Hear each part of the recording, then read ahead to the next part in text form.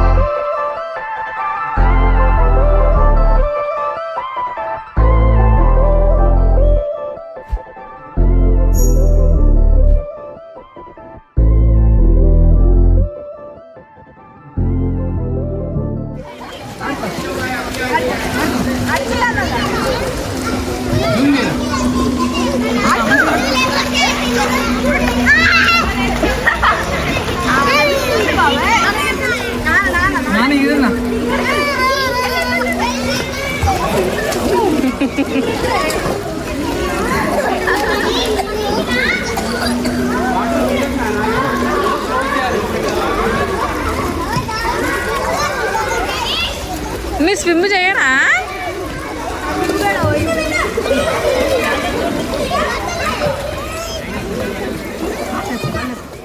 కొద్దిసేపు అయినాక మీదకి వెళ్ళి కొంచెం సేపు దుంకిపించిన, కొంచెం ఆడిచ్చిన, కొంచెం కాళ్ళతోని వెనకాల కొంచెం కొట్టమని చెప్పిన, ఇవన్నీ అక్కడక్కడ చేసినాము. ముక్కుల నీళ్ళు ఒకటో చూసినాం, కానీ అక్కడక్కడ ముక్కులలో నీళ్ళు అయినాయి.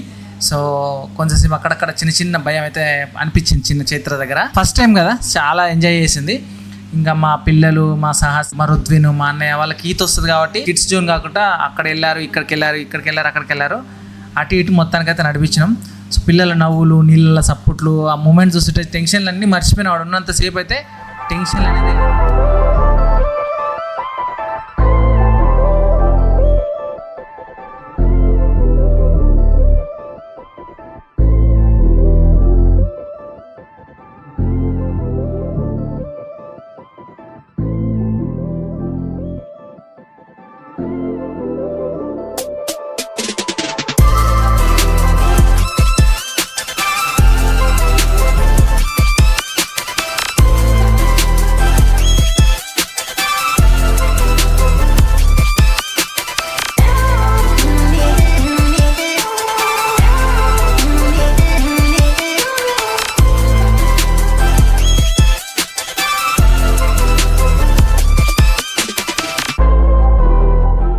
మా అన్నయ్యకి ఈత మంచిగా వస్తుంది, స్విమ్మింగ్ బాగా వస్తుంది. మేము చిన్న ఉన్నప్పుడు ఆ బావిలో నేర్చుకున్నాం మేము. అప్పుడప్పుడు నేను 1-2 సార్లు అక్కడికి వెళ్ళిన మా శాస్త్రాన్ని, రుద్దుని చూడమని చెప్పాను. సో మళ్ళీ ఇటు తెచ్చాను. చాలాసేపు నేను మా చైత్ర దగ్గరనే మా చైత్రను ఆడిపించుకుంటా, స్విమ్మింగ్ చేయించుకుంటా ఉన్నాను. అండ్ నీళ్ళలో దిగినాక నిజంగా బయట ప్రపంచం మొత్తం సైలెంట్ అయిపోయినట్టు అనిపిస్తుంది. కానీ పిల్లలు ఉన్నప్పుడు మాత్రం చాలా జాగ్రత్తగా 1-4 సార్లు కంట కనిపెడుతూనే ఉండాలి, ఎప్పుడు ఏం చేస్తున్నారు అనేది. ఎందుకంటే స్విమ్మింగ్ రానంతసేపు చాలా భయంగానే ఉంటుంది ఎవరైనా సరే. ఇంకా ఫీజ్ డీటెయిల్స్కి వస్తే ఇక్కడ చాలా రీజనబుల్గానే అనిపించినాయి. బయట ఒక్కొక్కరి దగ్గర 250, 1 అవర్కి 200 ఉంటాయి. ఇక్కడైతే 150 రూపీస్ ఉన్నాయి. And 1 అవర్కి 150 rupees. మా పాపకు వచ్చేసి క్యాప్ 20 రూపీస్ తీసుకున్నారు. తర్వాత మేము వేసుకోవడానికి షార్ట్స్ వచ్చేసి 50 రూపీస్. ఇంకా ట్యూబ్స్ ఉంటాయి కదా, స్విమ్మింగ్ ట్యూబ్స్, మేమైతే ఇంటికాంచి తీసుకొచ్చినాము. నాకు తెలిసి అది 50 రూపీస్, 40 రూపీస్ ఉంటాయి. సో ఇక్కడ ట్రైనింగ్ కూడా ఇస్తారంట. 4000 రూపీస్ ఇస్తే డైలీ 1 అవర్ ఇస్తారు. వీక్ డేస్లో మాత్రమే ఇస్తారు. వీకెండ్లో ఫుల్ పబ్లిక్ ఉంటారు కాబట్టి ఆ రోజు ట్రైనింగ్ ఇవ్వరు. అక్కడ చెప్పింది ఏంటంటే 15 రోజులలో మీకు ఈజీగా స్విమ్మింగ్ మరీ రాకుండా, ప్రొఫెషనల్ రాకపోయినా కిడ్స్ జోన్ నుంచి కొంచెం అడల్ట్ ఏరియాలోకి స్విమ్ చేసేంత వరకు అయితే నేర్పిస్తారు. నిజంగా చెప్పాలంటే స్విమ్మింగ్ అనేది కేవలం ఒక గేమ్ కాదు, ఒక ఆట కాదు. భయం తగ్గించే ఒక కాన్ఫిడెన్స్, బాడీకి మంచి ఎక్సర్సైజు, మైండ్కు ఫుల్ రిలాక్స్. సో ఫోన్లో రికార్డ్ చేసిన వీడియోల కంటే మనసులో రికార్డ్ అయ్యే మూమెంట్స్ చాలా విలువైనవి అనిపిస్తుంది నాకైతే.